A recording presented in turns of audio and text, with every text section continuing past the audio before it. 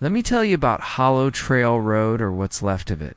You can still find it on some of the old maps of Ashe County, though the new ones don't bother. It's not really a road anymore. Just a dirt path that winds through the woods past the Miller Creek Bridge, maybe half a mile before it disappears into the trees like a vein closing under the skin. But everyone in town knows the name, and everyone knows what happened there. The story starts with Tom Harper, 41 years old, electrician, recently widowed. The kind of man who talks to himself while he works, who keeps the radio on even when he's not listening, just so the silence doesn't start breathing.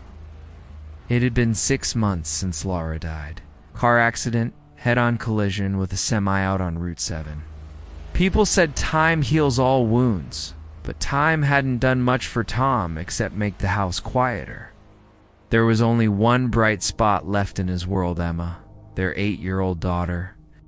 She had Laura's smile, Laura's eyes, and that same stubborn little streak that could turn an ordinary day into something worth fighting through. Halloween weekend came early that year. October 28th, windy, dry, leaves burning gold and red under the low sun. Emma had been begging her father to go out to Pine Hollow Fairgrounds, but the truck had a bad alternator and the mechanic wouldn't get the part until Monday. Instead, Tom promised her an adventure. "We'll take the long walk," he said that Saturday morning, packing sandwiches into her lunchbox. "Down the old hollow trail and back. Maybe we'll see some deer." Emma's eyes widened. "The haunted woods," Tom chuckled. "Who told you that?" Uncle Ray said. "People disappear there. Uncle Ray drinks too much." She giggled, which was good. Laughter sounded rare in that house now, like sunlight in a place that hadn't seen much of it. By noon, they were on the trail. The entrance to Hollow Trail looked innocent enough. A narrow dirt path between 2 leaning oak trees, their branches knitting overhead like the archway to some forgotten church. The forest beyond was still, except for the whisper of leaves tumbling across the ground. Tom carried a flashlight and his old thermos of coffee. Emma had her pink backpack with a juice box sticking out the top. The first mile went smooth. She picked up leaves shaped like stars, pointed at chipmunks darting through the brush, and asked if ghosts were real. Tom gave the kind of fatherly half-answer people give when they don't believe, but don't want to ruin the mystery. "Maybe they're just memories," he said. "Places remember things. Do people?" She nodded thoughtfully, then said, "If Mama's a memory, I don't want to forget her." That one hit like a brick in the ribs. He squeezed her shoulder, smiled. "You won't," he said. They kept walking. The woods deepened fast. The air grew cooler, the sunlight thinner. The trees started to look older, bark peeling like ancient skin, roots bulging up through the earth. There was a smell, too faint but strange. Not rot exactly, but something like wet metal. About halfway through, the path forked. Tom frowned. "That's new," he muttered. The left trail looked wider, smoother. The right was narrow, twisting between dark pines. There were no signs, no markers. He checked the GPS on his phone, no signal. "Which way, Daddy?" Emma asked. He hesitated. The left looked easier, but something in him, maybe instinct, maybe old fear, tugged at his gut. "Let's stick left," he said. "Should curve back toward the road." They walked another half-mile before Tom realized the air felt wrong. No birds, no insects. Even their footsteps sounded muted, like the ground was swallowing the sound. Then Emma said something that made his skin crawl. "Daddy," she whispered. "Who's that behind us?" He turned fast, heart jumping. No one. The path behind was empty. Only the wind moving the leaves. "Just shadows, sweetheart." But he noticed something then. Their footprints, his heavy boots, her small sneakers trailed off behind them. And beside those prints were others, bare feet. Smaller than his, longer than hers. Fresh. They kept walking faster after that. Tom didn't want to scare her, but his hands wouldn't stop shaking. He kept glancing back, seeing nothing but feeling something. That subtle, electric pressure on the back of your neck when someone's watching you. At one point, Emma tugged his sleeve. "Daddy." "Yeah, honey, can we go home now?" "Yeah," he said quickly. "Let's head back." They turned around, but the path behind them wasn't the same, where the fork had been. There was now just one narrow track, sloping down into a darker stretch of woods. And when Tom looked back the way they came, he saw it faint but unmistakable. A figure, standing between the trees, pale, still, watching. "Come on," he whispered, taking Emma's hand. They walked faster, then jogged, then ran. Branches slapped against his face. Roots caught his boots. The woods seemed to twist and tighten like the forest was folding in on itself. He looked down once to check on Emma and froze. She wasn't holding his hand. Her voice came from ahead. "This way, Daddy?" He ran toward it, crashing through brush and bramble until he burst into a clearing. The light had changed, reddish, like sunset trapped between the trees. Emma stood in the middle, smiling. But it wasn't quite her smile. Her eyes looked wrong. Too dark. Too wide? "Where'd you go, Daddy?" she asked. I thought he stopped." His voice died in his throat. Behind her, the figure stepped out of the trees. It looked like him. Same clothes, same height, same face, but pale as moonlight, with eyes that were completely black. And when it spoke, the voice came from both mouths, his and the thing's. Overlapping in a whisper that made the air vibrate, "The trail remembers you." He didn't remember running, only the pain of branches tearing his skin and the sound of Emma's screams somewhere behind him. By the time he stumbled onto asphalt again, the world was bright and normal. Cars passed in the distance. Birds sang. He turned back. The trailhead was gone, just trees. He shouted her name until his throat bled, but the woods stayed silent. They found him 2 days later, sitting by the side of Miller Creek Road, covered in scratches, dirt under his nails, eyes blank. He kept saying the same thing over and over. "She's still in there, but she's not alone." A week later, hikers reported something strange. At dusk, deep in the woods where the hollow trail used to be, you can sometimes hear a little girl's laughter if you follow it, and people do. You might see a father and daughter walking hand in hand between the trees, only they don't leave footprints anymore. Episode 2. Whispers Beneath the Pines. There are places in Maine where the trees don't just grow, they lean. Like they're listening. Drive out past Hollow Creek, maybe 5 or 6 miles north of the old quarry, and you'll find a grove that the locals call Whisper Pines. The road leading there is narrow and cracked. A stretch of asphalt so warped it looks like it's been breathing under the summer heat. No one goes there much anymore. Not since Jacob Rowe went missing. That was 15 years ago. And people still whisper his name the way you talk about someone who didn't die right. Jacob. It's been 17 back then. All sharp bones and restless energy. The kind of kid who never stopped moving even when he should have. His mother used to say he was born with thunder in his veins. They lived in a trailer on the edge of town. His father, Paul, worked nights at the lumber mill. His mom, Helen, cleaned houses during the day. Jacob spent most afternoons out in the woods behind their lot, carving his initials into bark, setting up traps for rabbits he never caught. He liked the woods. They didn't judge him for being poor, for wearing the same shoes, until the soles went soft. Out there, he could breathe, but Something changed the summer before his senior year. He started talking about voices, not like crazy voices. He told his friend Nate one night while they sat behind the school bleachers, smoking cigarettes they'd stolen from Paul's coat. It's like the trees talk. When the wind hits them just right, Nate snorted. Man, you been smoking more than Marlboros? Jacob didn't laugh. He just stared out toward the line of pines that shadowed the football field. They don't say words exactly, he murmured. It's more like whispers. I can't tell if it's inside or outside my head. Nate, let it go. Small towns breed oddness. It's like the quiet gets under people's skin. But over the next few weeks, Jacob stopped showing up for practice, stopped hanging around.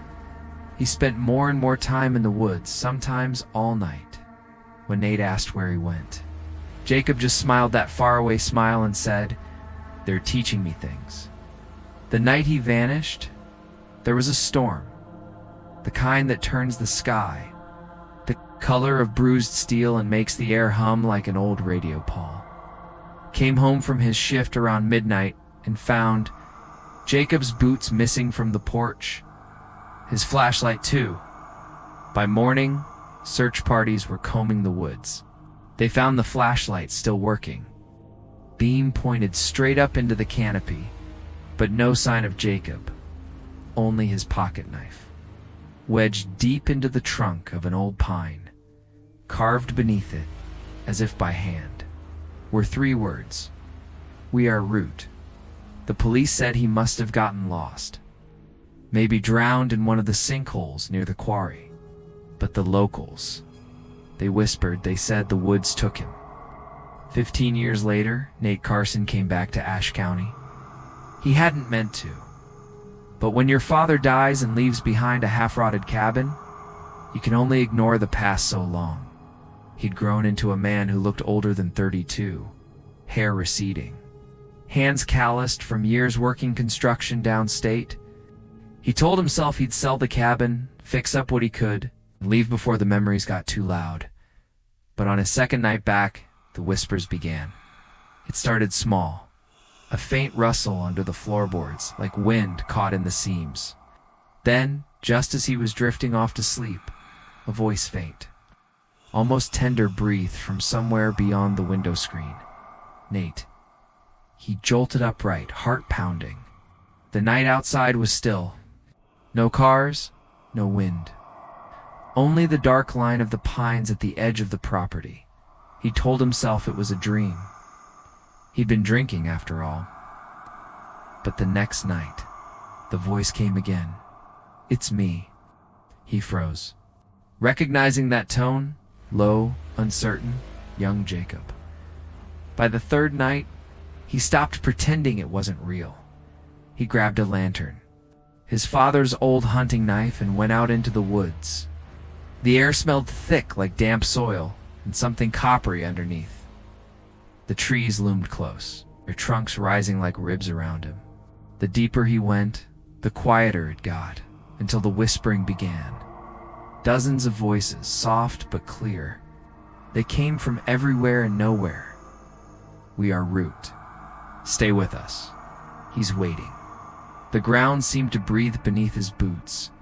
He followed the sound to a small clearing, where the trees curved inward like a circle of giants. In the center was a mound of soil, fresh. As if recently disturbed, something was growing out of it at first. He thought it was just a tree, but the bark wasn't quite right. Too smooth, too pale. And when he raised the lantern, he saw fingers press through the bark. Human fingers. He stumbled backward, dropping the light. It hit the ground with a dull thunk, the flame flickering wildly. Something moved beneath the soil. Slow, heavy. A face began to form under the bark, stretching the surface like wax melting over bone. And when it opened its eyes, wet, black, and impossibly deep, he recognized it Jacob, but not Jacob. The thing's mouth opened, and the whisper that came out was everywhere at once. "We feed the root. You should have stayed." He ran. Branches tore at his clothes. Roots clawed at his ankles. Behind him, the forest moved, trunks creaking, soil shifting.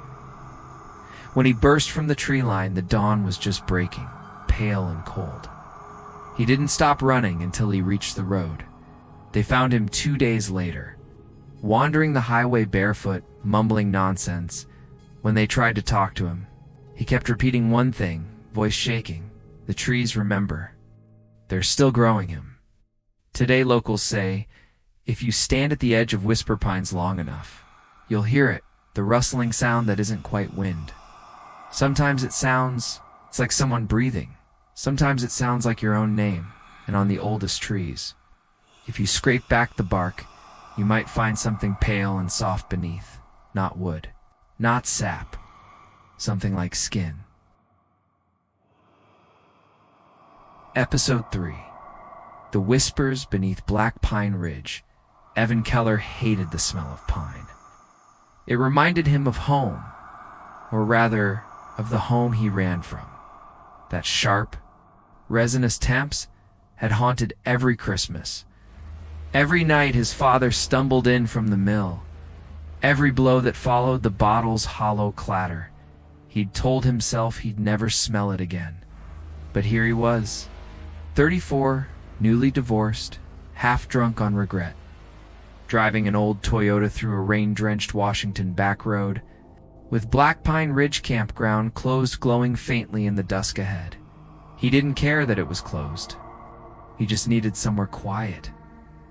He'd been sleeping in motels for a week, trying to outrun his reflection, the tired eyes, the twitch in his left hand, the silence of a phone that no longer rang. The sign leaned crookedly against 2 rusted posts. Swallowed by the tall trees, he parked anyway.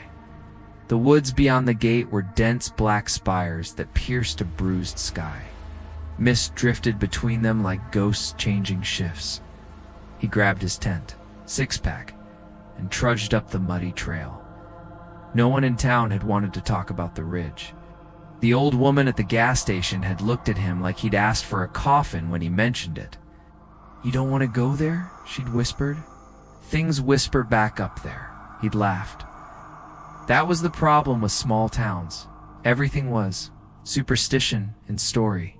He didn't believe in ghosts. He believed in failure. It took an hour to set up the tent. The rain had turned the soil to sludge, and every gust of wind made the trees groan. When he finally crawled inside, it was pitch black, except for the beam of his lantern. He cracked open a beer and listened. The woods had their own language, distant creaks, sighs of wind, the slow drip of rainwater down bark. He tried to let it calm him, but then he heard it, a whisper, soft. Dragging at first, he thought it was wind moving through the needles. But this wasn't the sound of air. It was a voice, broken and wet, like someone whispering underwater. He froze, the beer halfway to his lips. Evie. Anne. His name. The syllables slithered between the trees like breath. He grabbed his flashlight and unzipped the tent. The forest was a black ocean, swaying, shifting. Nothing moved, no eyes staring back. Just the endless sigh of the pines. He shut the flap, heart hammering. "I'm hearing things," he muttered. "Wind and whiskey, that's all." But the voice came again. Closer this time, right outside. "Evan, come see." He didn't sleep. By dawn, his nerves were frayed to wire. He stepped out into the mist and saw footprints circling the tent deep. Barefoot prints in the mud, they led toward the ridge. Vanishing among the black trunks, he followed. Clutching his flashlight even in daylight, the air felt wrong up there, heavier, full of electricity, and the deeper he went, the quieter it became. No birds. No bugs. Just the slow, rhythmic beating of his own pulse. Half a mile in, He found the clearing and the tree. It was unlike the others, thicker, older, its bark charred black as if struck by lightning at its roots. Someone had nailed dozens of old glass jars, cloudy with age, into the wood. Each jar was filled with dirt, feathers, and something else. Hair. Human hair. He stepped closer. One jar had cracked open, spilling its contents into the mud. Something pale peeked out, a finger bone. Maybe, and then he heard it again. Whispers. Dozens this time. They came from inside the tree. "Evan, help us." He stumbled back. The jars trembled, faintly rattling. A cold wind spiraled around him, though the air was still.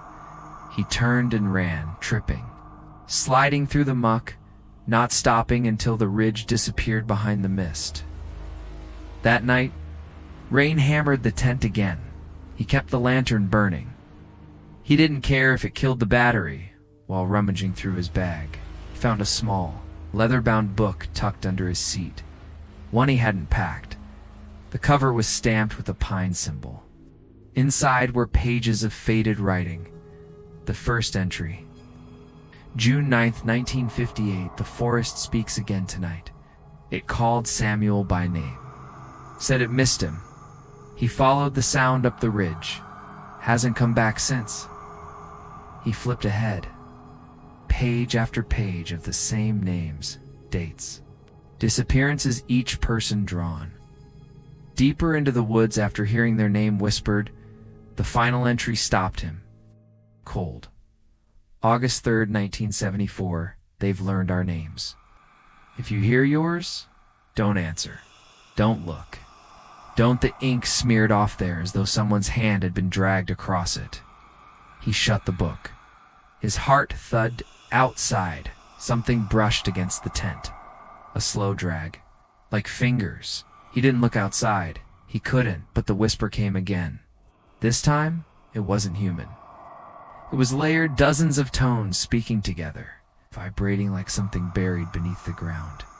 He could feel it through the soil. The earth beneath his tent moved subtly, like something breathing down there. He crawled back, shaking, clutching the diary like a talisman. The words on the cover glowed.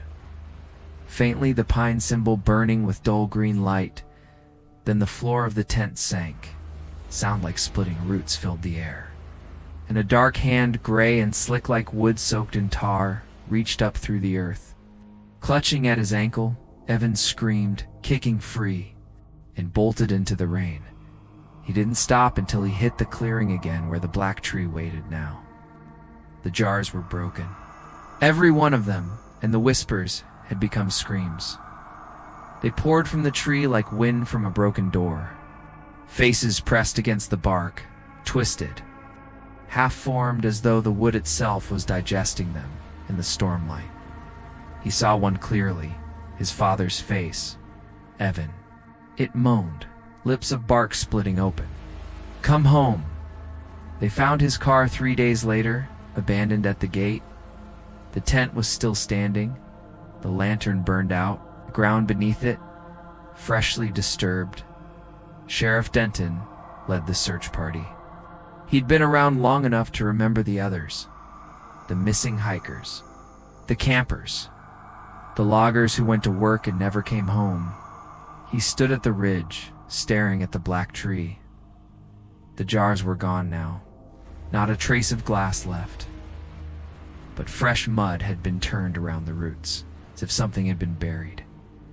He didn't stay long as he turned to leave. The wind passed through the pines, carrying a whisper that froze him mid-step. Denton. He looked back, the charred bark of the old tree rippled faintly, and somewhere deep beneath the roots, something laughed. Sometimes the forest doesn't forget your sins. Sometimes it forgives them by taking you back. Episode 4. The Woman Who Sang in the Trees. There's a kind of silence that only comes before dawn. A hollow, expectant quiet that presses against your eardrums like a held breath. That was the kind of silence that followed Ellie Granger as she drove into Birch Hollow for the first time in 15 years. The old Subaru rattled over frost-heaved asphalt, headlights slicing through mist that clung to the pines. The road signs were the same as she remembered: green, faded bullet holes pocking the metal. Birch Hollow, population 214. A lie. She thought, probably half that now. She was coming home because there was no one else left. Her mother had died the week before. Heart failure, the coroner said. Peaceful, but peace was not a word Ellie had ever associated with her mother, or with this place. She pulled up to the house at the end of Hollow Road, the one that leaned slightly toward the woods like it had grown tired of standing straight. The porch sagged, the paint peeled, and the trees pressed too close. Always had, as if the forest wanted the house back. When she stepped out, the air hit her, damp, cold, smelling of pine sap and rot, and faintly, just beneath it, something else. Music. A woman's voice, soft, distant, humming through the mist. Ellie froze, hands still on the car door. The tune was haunting, the same lullaby her mother used to hum when Ellie was little, except her mother had been dead a week, and there wasn't another house within half a mile that night. She unpacked boxes in the flicker of a single lamp. The house moaned with every gust, the old pipes knocking like a heartbeat. Every shadow seemed to move when she wasn't looking. She found the old tape recorder on the bookshelf, the one her mother had used to record herself singing. Ellie pressed play, expecting static instead. She heard it again, that lullaby, but this time, it wasn't her mother's voice. It was slower, lower, and behind it, faintly, something else whispered along, a second voice. Just out of sync. Sleep, my child, beneath the trees. Then the tape clicked. Ellie stared at it. Her mother had sung that to her every night until she was 8. Then one night, she'd stopped, said she'd forgotten the words. Ellie remembered lying awake that night, hearing the same tune drift in from the forest. Instead, she'd told her mother the next morning. Her mother had slapped her across the face, said, "Never listen when the woods sing back." The next morning, Ellie found the back door open. Frost had crept across the floorboards, painting delicate veins through the dust. Outside, the forest waited, black trunks, silver mist, and footprints. Bare ones, leading away from the porch into the trees. She followed them before she could stop herself. Each step sank with a soft crunch, breath fogging in the cold. The deeper she went, the quieter it became. No birds, a wind, just the low, steady hum of that same tune. Threading through the distance like a memory, it led her to the clearing by the old well.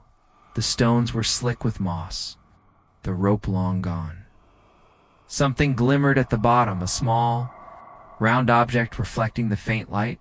She leaned over. A voice rose from the darkness below. "Ellie, darling." Her mother's voice. She stumbled back, heart hammering.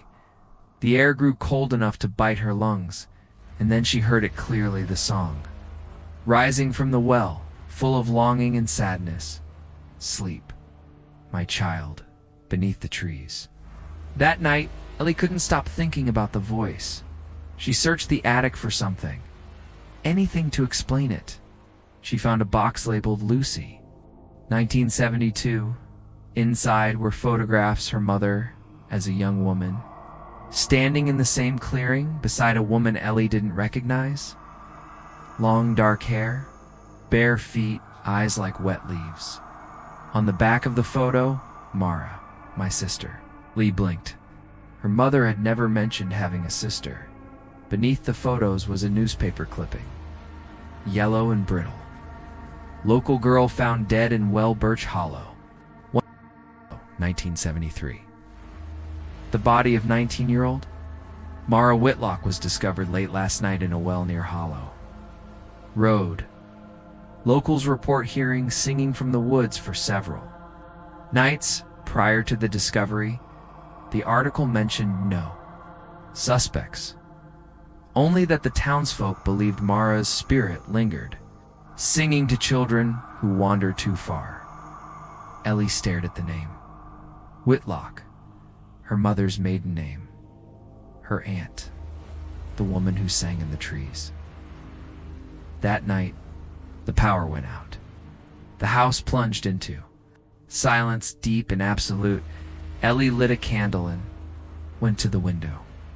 The forest was darker then, black, a shifting wall of shadow. Then she saw her, a figure standing just beyond the tree line, bare feet, long hair, head tilted slightly as if listening. Ellie whispered, "Mom." The figure smiled. The wind rose suddenly, carrying the lullaby again, clear, sweet, and heartbreakingly sad. It was closer this time. It was inside the house. The phone rang, an old rotary that hadn't worked in years. She answered it with trembling hands. "Ellie." The voice crooned, "Don't be afraid. Come sing with me." Click. The candle flickered out, and the humming continued in the dark. Moving slowly up the stairs, she hid in the corner of her old bedroom, clutching the tape recorder. Her mother's lullabies, her aunt's ghost, the woods whispering her name.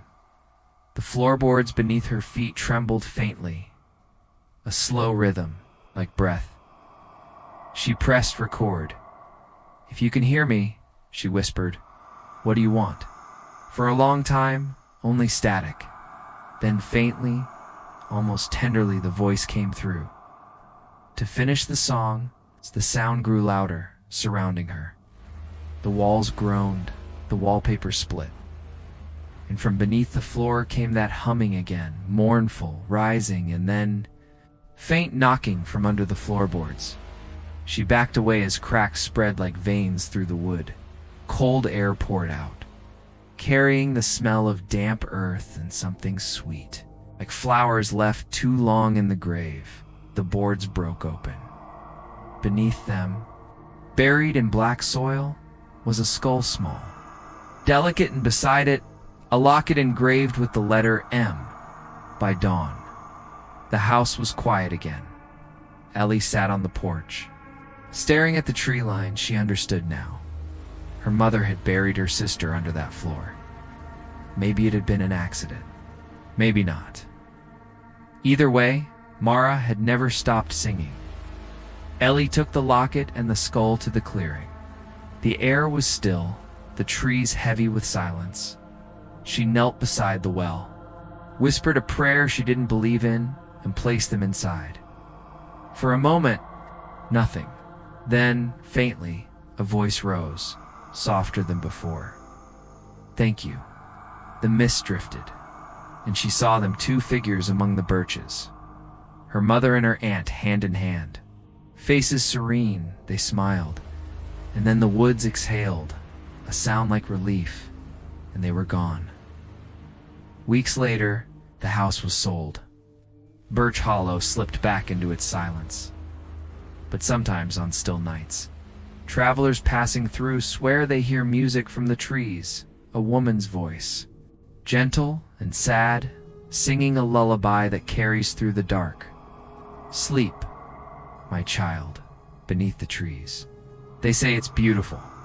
They say it makes you want to stop, just for a moment, and listen. And that's when she takes you. Grief is just love that's forgotten its way home, and sometimes the woods show it the path.